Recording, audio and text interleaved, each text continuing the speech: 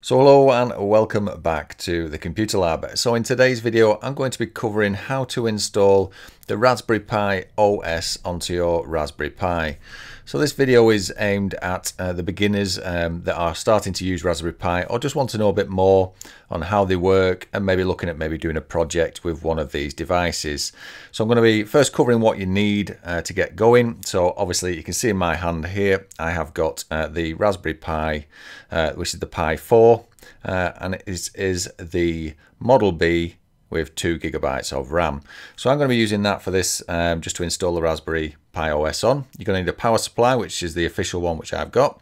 I'm also going to be connecting mine via Ethernet, and you're also going to need a small micro SD card. I'm using the SanDisk Extreme, which is one I had lying around, and it is 32 gigabytes. So I think the minimum micro SD card size is 8 gigabytes, but like I said, I'm using 32. And it just slots into the back of the Raspberry Pi like so. I'm using the official power supply, which plugs into USB-C, and I'm also going to be connecting mine via Ethernet with the cable which is plugged into a switch on my network. If you're wanting to use a PoE switch, you have to buy the Raspberry Pi official Power over Ethernet hat, which just plugs in to the pins that are on the Raspberry Pi. This does away with the power supply on my left there, but you need a PoE switch for this to work. But it is a nice way to sort of get rid of an extra socket, as it would be, because you just mount the actual PoE hat into the pins like so. I won't push it all the way in. You see, it mounts like so. You plug your PoE switch in and it powers the Raspberry Pi. So it's a really nice way to keep a cleaner install if you've got a little project going on. So I'll just quickly cover the basics of the actual Raspberry Pi 4. On the end you've got the Ethernet NIC, which is there, which I'm going to be using to connect mine to the network. You've also got the USB-A's, which you can see there, 4 of. And on the side, if you're going to be connecting a screen, you've got the micro HDMI's, which are them two there. So you'll need an adapter to plug micro HDMI to full size if you're connecting to a screen. You've also got the pinouts along the top, and also your slot for the micro SD card on the bottom. So that's the basics of the hardware, what we need to get going. Now we need to install the Raspberry Pi OS. So I'm going to remove my micro SD card from my Raspberry Pi. I'm going to get rid of these bits here.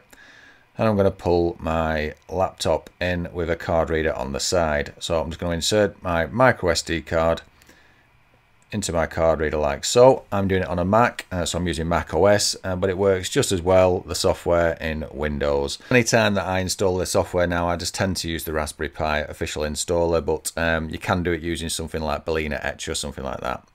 Anyway, we're going to open the web browser up. I'm using Safari, and then we're going to go to raspberrypi.org, as you can see in the top there. And we're going to click on Software, scroll down a little bit, and you can see there, install the Raspberry Pi OS using the Raspberry Pi Imager. You can see just a bit lower down, you've got the installer download link. So you've got download for Mac OS, download for Windows, Ubuntu, and you've also got an option if you're running Raspberry Pi OS. I'm obviously using a Mac, so I'm going to download for Mac OS. And then I would open and run it. I have already opened and ran this on my machine, so it's already installed. So I'm just going to open the program, which is this one here. And once it's open, we need to click on the operating system, choose OS. Now you can install it directly straight from here, the Raspberry Pi right at the top, the 32-bit option there. And in theory, it does format the card, but I tend to like to erase the card first. So I'm going to click on Erase. I'm going to choose the storage in the middle, and then pick my 32 gigabyte card from there, and I'm going to click on the right. Obviously just double check that you've picked the right card, especially if you've got several cards attached to your machine, but once we've confirmed that we are happy with it, that is the card cleaned and formatted and ready to go. So I'm going to click on continue, and then I'm going to again go back to the operating system where it says erase. Click on there. It gives me the options that we had before. I'm going to go right to the top. I'm going to click on the Raspberry Pi OS. I'm going to choose my storage. So again, I'm going to pick up on the 32 gigabyte card. Now at this point, before I click right, I want to push Control, Shift and X on the keyboard to access the advanced menu within the Raspberry Pi Imager. It works the same in Windows as it does on the Mac OS. The only difference is if you have passwords saved on the keychain on your Mac, Raspberry Pi Imager will ask if it can have access to it. So if you click on that yes, and then you'll have to put your Mac's username and password in, and all that's happening here is that you are telling your Mac that you are happy for the Raspberry Pi imager to access your Wi-Fi name and the Wi-Fi password. So what will happen, as you can see there, the configure Wi-Fi, I've just blanked it out, but my Wi-Fi name was in there and the password, which is grabbed off my Mac. I'm going to untick that because I want to connect mine via the Ethernet connection. So I'm going to talk you through the menu, just briefly skim over it. So right at the top, image customization options you've got for this session only, or you can save it to always use the settings that you pick later on. Down the menu, you've got disable overscan. This basically gets rid of a black border if that's a problem you've got when you connect your Raspberry Pi to your monitor, if indeed that is what you are doing. The next one is important, this set host name. It's important because we're going to use this name to connect via SSH to the Raspberry Pi from the command prompt.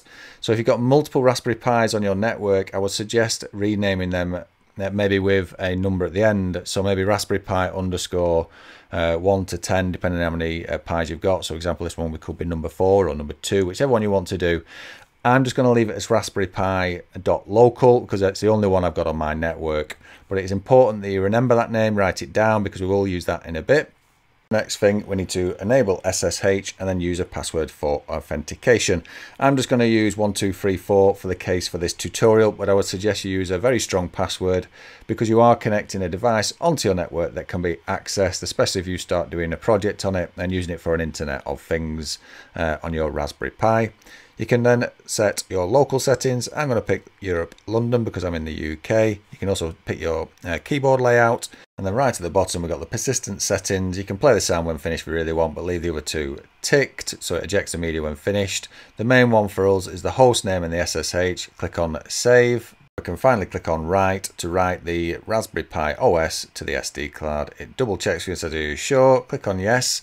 Your Mac will ask you for your username and password. Windows just goes straight into it, and then it will write the like I said, the Raspberry Pi OS to the micro SD card. This can take anything from 2 to 3 minutes to 20 minutes depending on the speed of your card reader and the speed of your machine and the speed of your micro SD card.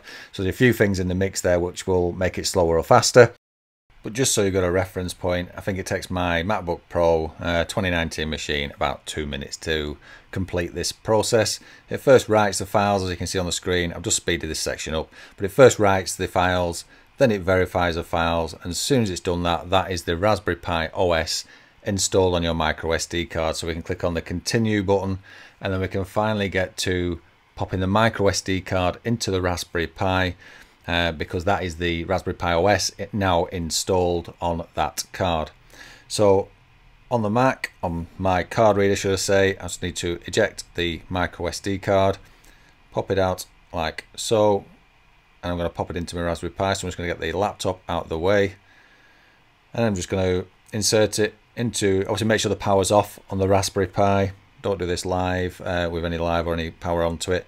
Pop the micro SD card into the rear like so, and then we need to connect the power and the network. So I usually tend to connect the network first, so obviously on my case USB-C is going in the end there, but connect the network up. If you're using a PoE hat and you've got power over Ethernet coming down your cable and you won't need your USB-C in, I'm using the adapter, so plug the USB-C in. You get a couple of lights at the end lighting up. You can see flashing, which tells you the power's on. And also it's worth checking to make sure your internet is talking, or sorry, the Ethernet is talking to your Ethernet connection, your NIC there. And then finally we can get to having a look to make sure it's installed correctly. If you're using a screen, then plug your HDMI in, boot up the Raspberry Pi, and you should be able to see your OS. I'm just going to show you that we can actually now ping it and talk to the Raspberry Pi via terminal on the Mac, or if you're using your Windows machine, you'll use a command prompt in administration with administration rights. You can access it via the command prompt with SSH or a program called PuTTY, which is really good as well. So I pushed command and space bar, search for terminal on the Mac, open terminal up, and you can see this is my terminal window, and at the moment it's logged, just showing that I'm logged to my Mac. So it's saying obviously Grant's MacBook Pro. So this is where the important bit that we was talking about before, where your host name comes into play. So I'm just going to type in ping Raspberry Pi.local. So I'm trying to ping my network for that host name, and you can see straight away I've got a response back, and it's saying that host name is giving me a ping back or an IP address of 192.168.0.102. You can see it there. So I know that now my Raspberry Pi has got an IP address and it's sat on my network, my local area network. So I'm just going to stop that command in terminal, and now I can now talk to the Raspberry Pi. Now I know the IP address, and I'll show you there's two ways you can talk to it. You can use the host name, but for example, I'm just going to type in SSH space, and then I'm going to do the pi at, and then the IP address, which is 192.168.0.102. Yours will be a different IP address. So whatever IP address yours is responding back with, that's the bit that you type in there. It then says that it doesn't recognize a fingerprint. Are you okay with this? You click, type in yes, and then it says okay, and we're happy with that. Now what's the password you've set? If you remember earlier, I set 1234. Yours will be a more secure password. Type in 1234, push enter or return, and you can see that green line right at the bottom means that we are now connected to the Raspberry Pi via SSH. And you can see if we type ls, which basically must list what's on the actual device, it just puts bookshelf. As you put your different programs on there, it will list them in there as you start to fill up your device with different things. So that's one way to do it. And the other way to connect to your Raspberry Pi via SSH, if I just terminate that window and I will open another terminal window up, and I'll show you that you can connect to it via the local host name as well. So again, open terminal. I'm just going to make that a bit bigger so we can see what's going on again. And then once you've got the window, the terminal window open, we're going to do the same commands really, but this time I'm not going to ping for the device. I'm just going to go straight for the local host name. So I'm typing in SSH pi at raspberrypi.local. Obviously, if you've named yours something different, you need to type that in there. And then once you've pushed enter or return, it will then ask you the same questions as before. So I pushed enter, it's saying, okay, are you happy with the fingerprint? Click yes, put the password in, mine was 1234, push that, push enter, return, and then as soon as you get the green box, that Pi at Raspberry Pi, you know that you are logged into your Raspberry Pi. Okay, so that is it. That's how to get going with your Raspberry Pi, how to install Raspberry Pi OS onto your Raspberry Pi device. I really hope this video was helpful. If it was, please do give us a thumbs up, hit us up with any comments below, and please do subscribe to my channel. That's the only way that we survive as smaller channels. And thanks again for watching at the Computer Lab on YouTube.